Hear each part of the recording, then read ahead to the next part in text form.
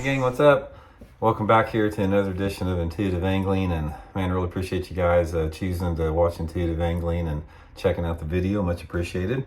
Got a good one for you guys today. We're going to be talking about one of my favorite lures, and that's a little finessey crankbait, a little mini crankbait.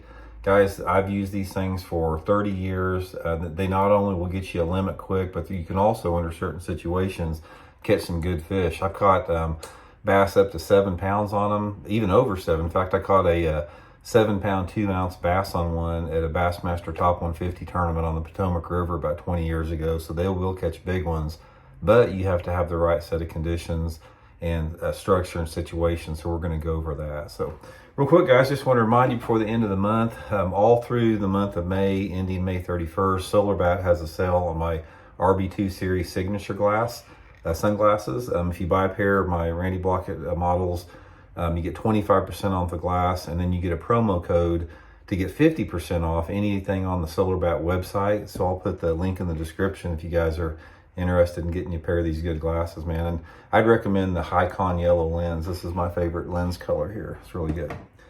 Okay, guys, here it is, little finessey crankbait. To be honest with you guys, I don't have a favorite model or brand or anything. I consider a finesse crankbait anything that's like anything from an inch to possibly at the very most an inch and a half at the most as a finesse crankbait. They come in a couple different styles. This one has a little square lip on it, but a lot of them have a deeper lip on it. Most of them are designed to run anywhere between, say, like 2 to 4 foot. And depending upon the time of year and the water clarity will depend on the pattern I use as far as the color pattern goes. Now, these things, they work in a wide range of water temperature conditions. This is one of the things that is pretty versatile in there, but there's got to be some other things that go with it to make that work really good. For the most part, I have caught good fish on these finesse crankbaits anytime that water temperature, say, anytime it's over like mid 40s, which is, February through maybe the end of November, December, depending upon what part of the country you're in. So I've caught them in a wide range of water temperatures. The thing about it, what you have to focus on more, is the structure you're fishing them around and the water clarity. Those are the two factors. These little guys, even though they're small and you think they would be good in clear water, they're not. They're designed for, or anyway, my experience has been, off-colored water is where these little dudes work the best.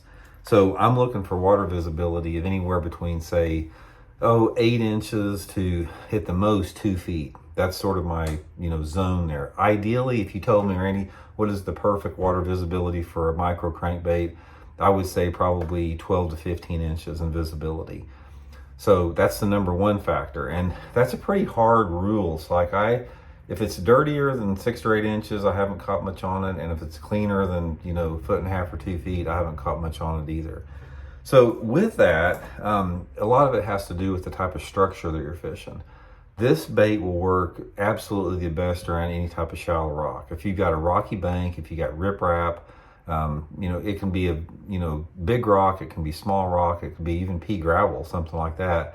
But you got to have some type of rock. You can catch them around wood, not quite as good around wood, but for me, it's all about rock. So when I get into a lake that has water temperatures over 45 degrees, and I've got, some good rock structures that fall into that water visibility range, with the exception of during the spawn. This bait does not work really good in and around the spawn time. So when that water temperature first starts hitting 60, there's a sort of a dead period before and after, or right around there, but before and after it's really good.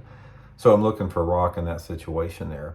The next thing with that is you sort of have to have the right type of bank angle a little bit.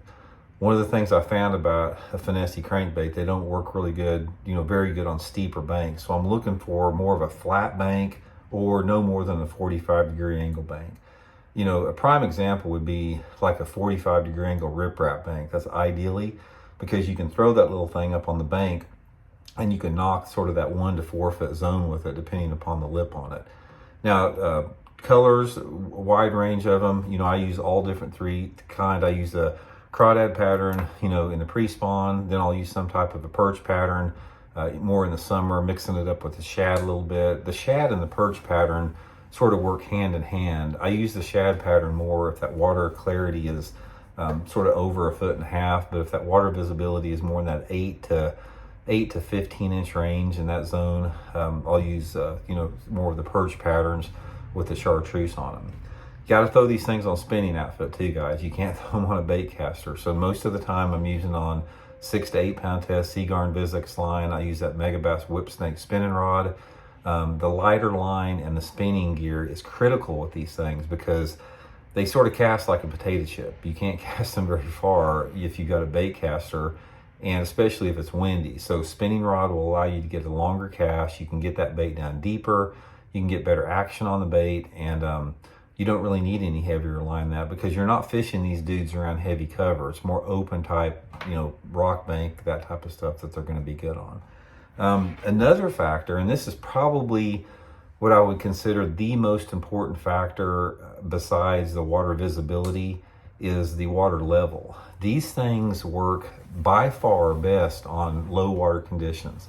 So if you got a lake that is any below normal, that you got to have that. If your lake is full pool, and I don't really know what the deal is with this, maybe it has to do with the depth that the rocks are on, but if your lake is full pool or higher, don't even take these things out. They work the best. The lower the water, the better. So that's why I really like them, like in the late summer and early fall. A lot of times lake levels are their lowest, and that's when these dudes really, really excel. Because another thing that you're going to find out, I think one of the reasons they're so good in a low lake or low water situation is that when a lake is drawn down in the summer and fall time of the year, the bass don't want a big bait. They want a small bait, even a good fish. I mean, like I said, when I talk about fishing micro baits, I'm not out looking for a bunch of 12 inchers on these things. I've caught more 3 and 4 pounders on these things than I could even begin to put in 10 bass boats over the last 30 years. So you can catch good ones on it,